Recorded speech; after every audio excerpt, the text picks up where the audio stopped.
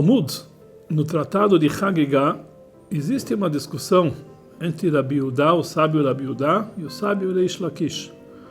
Rabi Yudá lhe diz que existem dois níveis celestiais. Como nós falamos no versículo, Hashamayim ushmei Hashamayim, o céu e o céu dos céus. Por sua vez, Reish Lakish, outro sábio talmúdico, ele opina que, na verdade, existem 7 céus. E lá ele enumera o nome desses 7 céus. O primeiro céu ele chama de Vilon. Vilon, traduzido em português, é como se fosse uma cortina. Que, conforme a ideia dele, esse céu ele funciona como uma cortina. De noite, ele encobre todo o céu, impedindo que a luz do sol se propague para a terra, e por isso fica escuro. E de dia ele é retirado e então a luz do sol aparece e traz o brilho para o mundo. O segundo céu é chamado de Raquia. Lá é onde se encontra o sol, a lua e todas as estrelas e todas as constelações que formam os signos. O terceiro nível celestial é chamado Shchakim, que lá se encontra um moinho onde é moído o man, na época que o povo de Israel estava no deserto, que eles se alimentavam do maná, lá nesse nível celestial é que era moído o maná, chamado Shchakim. Já o quarto céu é chamado Zvul. Zvul é onde se encontra no nível celestial a cidade de Jerusalém, o Beit HaMikdash, o templo sagrado. Logicamente, nós não estamos falando da cidade de Jerusalém física aqui embaixo, mas nossos sábios dizem que existe Jerusalém, e aqui embaixo nesse mundo, existe também o conceito de Yerushalayim Shel Mala, Jerusalém que se encontra nos mundos superiores. E esse Jerusalém se encontra nesse nível celestial que é chamado Zvul. Lá se encontra também o templo sagrado, quer dizer, o templo superior, e aonde se encontra o altar, e o anjo Michael, ele que faz as oferendas nesse altar. O quinto nível celestial é chamado de Maon. Maon é onde se encontram anjos celestiais que diariamente entoam músicas para o Criador.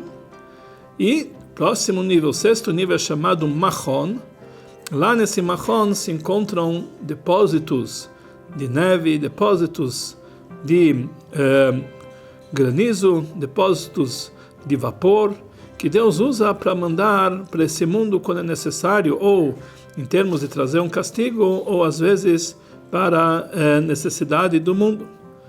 E o último, sétimo céu é chamado Arvot, aonde se encontra a justiça, aonde se encontra os tribunais, e aonde se encontra também a caridade, e aonde se encontram almas dos Sadikim, as almas que ainda não vieram para esse mundo, e também aonde se encontra um orvalho especial que Deus vai usar no futuro para ressuscitar os mortos. Dessa forma nós entendemos que esses 7 níveis celestiais não estão se tratando de níveis físicos. Realmente, aonde se encontra o sol, a lua e as estrelas é um nível físico. Então tudo, na verdade, isso aqui está num sentido mais abstrato. Algo que simboliza algo mais profundo, que realmente nós não entendemos ao certo o que isso significa. No entanto, existem sábios, estudiosos da Kabbalah, que eles falam que, na verdade, esses 7 céus são uma simbologia dos 7 atributos divinos que eles, na verdade, controlam o mundo do lado espiritual, que existem 7 atributos divinos: Chesed, a bondade; Gvurah, a severidade; Tiferet, a beleza, que também a misericórdia; Netzach, a vitória e a teimosia; Hod, o brilho; Yesod, o fundamento; e Malchut, o reinado divino. São 7 níveis celestiais que estão ligados com 7 atributos divinos. Então, dessa forma, também, aqui não se trata de 7 níveis celestiais físicos, mas também atributos divinos que estão mais no nível espiritual. No entanto, nós encontramos no Talmud que esses 7 céus, eles têm uma certa dimensão. A Gemara nos diz que o tempo de andar, de caminhar o espaço que existe entre a terra e o primeiro céu é o tempo que uma pessoa dura para caminhar 500 anos. A espessura do céu também é o tempo que a pessoa demora para caminhar 500 anos. E assim também a distância que existe entre um céu e outro. 500 anos seria aproximadamente, considerando que a pessoa caminha por dia, conforme o dito do Talmud, 40 quilômetros, em 500 anos, quer dizer, 40 vezes 365 dias do ano, vezes 500, daria mais ou menos 7.300.000 quilômetros. A que dimensão isso chega? É difícil de dizer. A que ponto do céu que isso chega? Então, realmente, o conceito aqui também é um pouco duvidoso. Se está se tratando em distância física ou é mais um assunto abstrato e espiritual. Maimônides, ele fala no seu livro Yesodei HaTorah, onde lá ele relata a forma que Deus criou o mundo. Ele fala que, na verdade, esses 7 céus que a Torá chama de 7 céus com seus nomes, são, na verdade, a elipse de 7 planetas, um acima do outro, do seu distanciamento da Terra. Conforme o estudo de Maimônides e também conforme o estudo talmúdico, o sistema do universo é geocêntrico, ou seja, a Terra se encontra no centro e todos os planetas, inclusive o Sol, é que circundam a Terra. E isso, na verdade, não é uma divergência com a ciência, porque é baseado nos ensinamentos de Einstein, teoria da relatividade, em relação à Terra, tudo gira em volta dela, podemos realmente dizer e afirmar dessa forma. Então, dessa forma, Maimônides ele fala que, na verdade, existem 9 galgalim, 9 circunferências, na verdade, 9 elipses. O primeiro céu é onde é a elipse da Lua, o segundo é onde é a elipse do Mercúrio, o terceiro é Vênus, o quarto é o Sol, o quinto é Marte, o sexto está falando sobre Júpiter e o sétimo é Saturno.